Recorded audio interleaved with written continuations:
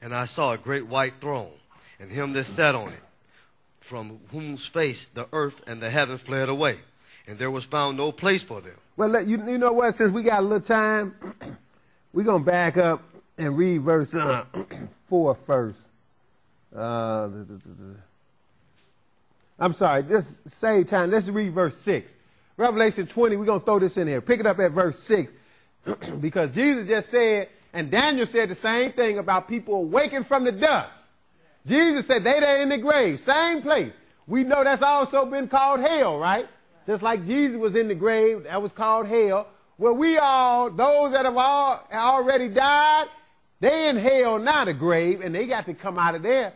And it's going to be determined whether they're going to be in God's kingdom or in the big time hell, the lake of fire. So now, but we're going to pick it up at verse 6 and read that. Blessed and holy is he that hath part in the first resurrection. See, now it's even more than one resurrection. See, when Jesus first come, that's when, at his second coming, when he coming to take over this world, immediately he going to raise a lot of people, but only righteous people at this time. He only going to raise righteous people at first. So that's why I said here. But see, that's why it's more than one resurrection, because then he got to get to the people that's not righteous and the people that's barely going to make it in the end. But now, at verse 6, it said, blessed and holy is he that hath part in what? The first resurrection. That lets you know it got to be more than one. You don't use first unless it's a second, right? That's right. So the first resurrection is only blessed and holy. So we ain't got nobody getting contempt, everlasting shame, everlasting damnation in this batch right here, do we? No. See, this is the good side. This is where you want to be at. Blessed and holy is he that hath part in the first resurrection. Why? On such the second death hath no power. Told you it was a such thing as a second death. See, the first death is a given since Adam sinned. But we going to get out of that one way or another. We're going to come up out of that one. But the second death is what you want to avoid at all costs. That is hell fire. That's why he's talking about it. He said, blessed and holy is he that hath part in the first resurrection. On such the second death have no power. But what about these people? But they shall be priests of God and of Christ. And they shall reign with him 1,000 years. Now they're going to reign with him for a whole 1,000 years, which is what the Sabbath day is pointing us to. 1,000 years of nothing but peace and rest on this. It's going to be men and women, flesh and blood, still having babies and all that stuff here. It's going to be, these people going to be immortal. They ain't going to be having babies. They're going to be immortal. They're going to be sitting on the throne with Jesus. They're going to be just like God. Because like 1 John tell you, you're going to be like him when you see him as he is. These people are going to pass that test. So that's why I say, but they shall be priests of God and of Christ and shall reign with him. How long? 1,000 years. Right here on the earth, right? But now, before we go further, skip down to verse 11 now. Because later on, we got to get to the rest of the dead, right? Now, after the 1,000 years is over, this is after the 1,000 years, then you're going to have this take place. Go ahead. And I saw a great white throne, and him that sat on it, from whose face the earth and the heavens fled away. Now, this is 1,000 years later, but go ahead. And there was found no place for them. And this is Judgment Day. See, Judgment Day is not going to come to over 1,000 years after Jesus make his second coming. It's going to be over 1,000 years because he's going to have peace and prosperity on this earth to show man how it's supposed to have been all along. On the earth, it's going to be nothing but peace and prosperity for 1,000 years. So now, but after that, the devil gonna do. He gonna get let out, and he gonna cause some more havoc. We're gonna throw a little bit of that in there too. But anyway, then you got Judgment Day coming after that 1,000 years. And I'm sorry, read verse 10 again. Read verse 10 one more time. And the devil that deceived them was cast into the lake of fire and brimstone, where the beast and false prophets are, and shall be tormented day and night forever and ever. Okay, go ahead, verse 11. And I saw great white thrones, and him that sat on it, from whose face the earth and the heavens fled away. And there was found no place for them. And I saw the dead, small and great, standing before God. And the books were open. And another book was open, which is the book of life. And the dead were judged out of those things which were written in the books according to their works. See, now we down to judgment day. 1,000 years after Jesus came back and raised the first dead, now in verse 12, on judgment day, he said, here, I saw the dead. Obviously, this is the rest of the dead, right? That's right.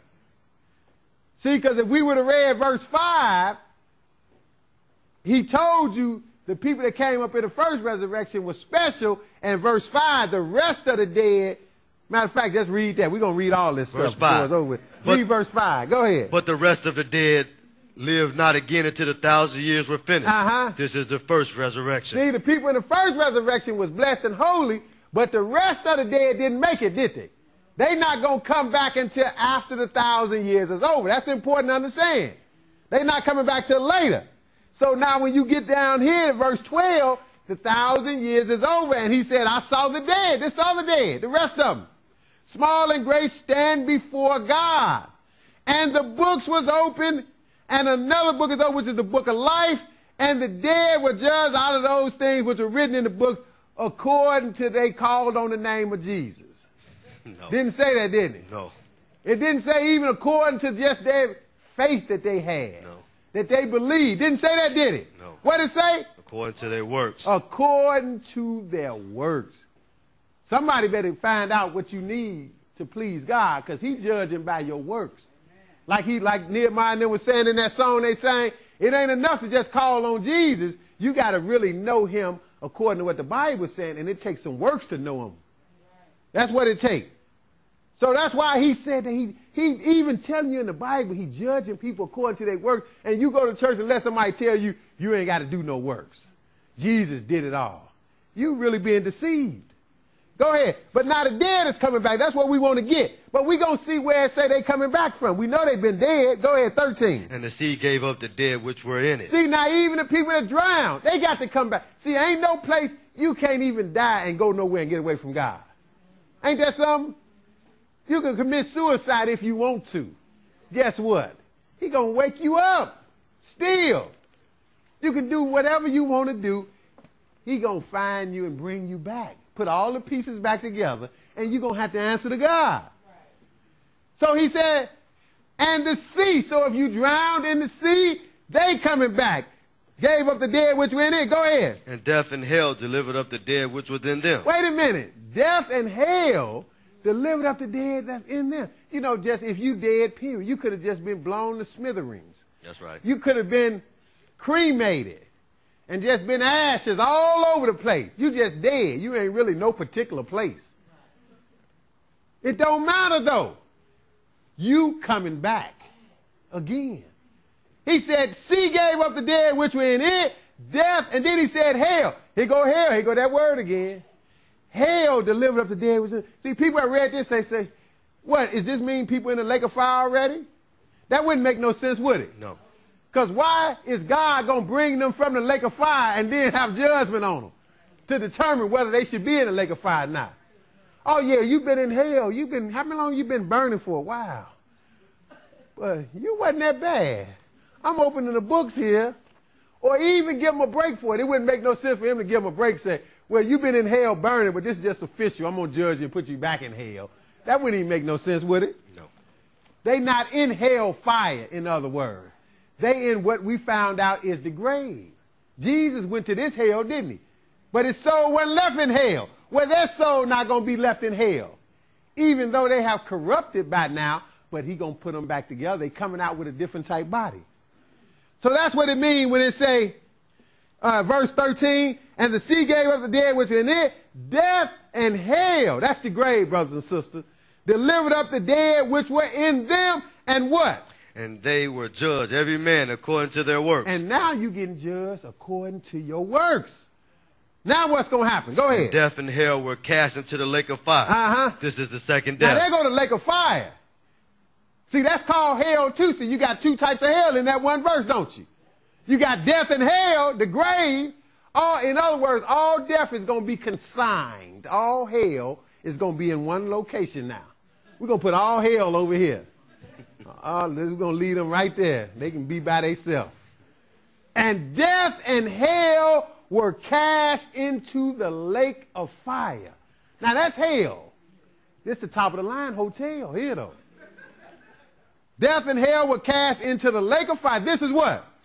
This is the second death. See, that's the second death. See, the first death, you go to the grave, you go to hell, but he's going to wake you up from that and give you the second death, the lake of fire. Two different things, isn't it? But they both called hell. We're going to see that the lake of fire is called hell, too. Go ahead, 15. And whosoever was not found written in the book of life was cast into the lake of fire. See, they was cast into the lake of fire. If you're not in the book of life. And you're going to be in the book of life by your works, by what you did. He said, don't be a hearer of the word, but be a doer. Don't just be a hearer, but a doer. Now, we saw at verse 6 that the people was blessed and holy. Read verse 7 for me. And when the 1,000 years are expired, Satan shall be loosed out of his prison. Well, that's on the heels of we reading the people came in the first resurrection. They reigned with Christ for 1,000 years. So it's going to be 1,000 years, no trouble whatsoever. Peace and blessings on this earth all over. Goodwill toward men and all that is going to go on during this 1,000 years. But now, because Satan was locked up, but it said when the 1,000 years are expired, Satan shall be loosed out of his prison. Go ahead, verse 8. And shall go out to deceive the nations which are in the four corners of the earth. Now he going to go deceive some people all over again after 1,000 years of nothing but goodness and prosperity. I'm talking about people going to be 500, 600, 700 years old before it's over with. They're going to be living, that's how long flesh is going to be living. Yeah. If you died 100 during this 1,000 years, they're going to say, What a shame. With spring chicken. That means people going to be living like Adam and them was living back in those days. Because it's going to be, sin is going to be practically eradicated. Still will be a chance for you to sin, but you have to be crazy out your mind to sin when everybody else doing the right thing. Right now it's hard to do the right thing because everybody else doing the wrong thing. It's going to be just the opposite. So he said, look, Satan going to go out and deceive the nations that's in the four corners. He going to trick them again, though. Go ahead. Gog and Magog, to gather them together to battle, the number of whom is as the sand of the sea. Now, the key thing to remember is Jesus has already back. It's been 1,000 years. He's been on the earth, sitting on David's throne in Jerusalem. It's been 1,000 years of peace before this happened. See, Jesus come in Revelation 19. He locked Satan up at the beginning of Revelation 20. He started the 1,000-year millennium period in Revelation 20. Nothing but peace. Raised the first resurrection people up, and they reigning with him. It's all good from then on. Until now, Satan going to have one more ditch effort. He going to get out and deceive these people. Verse 9. And they went up on the breadth of the earth and compassed the camps of the saints about in the beloved city. See, the camp of the saints is on the earth, brothers and sisters, during this 1,000 years. It's right here on earth. That's why he said the camp of the saints and the beloved city. Satan going to trick these Russians and all these people from the east, and they going to come against the camp of the saints. Like they can do something. They going to be to forget what Jesus did to them in Armageddon. But you can forget a lot over 1,000 years. They start making up fairy tales. It's like people don't really believe that God flooded the earth in Noah time. You know that, don't you? Mm-hmm. They make up all kind of fairy. Well, you know. Mm-hmm. They don't really believe it. Because it's been so long ago. You know, yeah, we heard it was a flood, you know. Don't nobody talk about it. You know they don't believe it because don't nobody fear God and think he will hurt you now. Like he drowned everybody then. They don't believe it. Because so much time has passed. Well, this is the same way. This 1,000 years don't been to made them forget what happened at Armageddon when Jesus beat them down to the ground. So they're going to probably come up with a little theory. Well, you know, that could have just been an asteroid that hit us and we didn't know what happened. Why are we listening to them people over there? You know, that was just a fluke. How they get the power? Because the camp of the saints is going to be running it. They're going to be running. How they get the power? Why we listen, going up to Jerusalem, keeping them feast there? I don't see no army over there. They ain't got no army. He going to fool them. That's what it's telling you. He going to deceive them. Get them all fired up. They're going to say, yeah, let's go do something. And so then, verse 9, read it again. And they went up on the breadth of the earth and compassed the camps of the saints about in their beloved city. And fire came down from God out of heaven. See, and the Father just going to send fire. He said, I'm sick of this. This is it. Whew, he going to send some fire down, burn them up naturally. This ain't lake of fire stuff yet. You ain't got there yet. He going to burn them up naturally. This all them people who Satan tricked. Now he done with the devil. He done with all mess. That's when judgment day come. But right before judgment, what did he say, verse 10? and the devil that deceived them was cast into the lake of fire and brimstone. See, you don't bother to have judgment on the devil. His judgment already been passed. You ain't bothered. That's an insult to God to say that the devil sit in judgment. He's like, you know where you going. Go on here, get to stepping.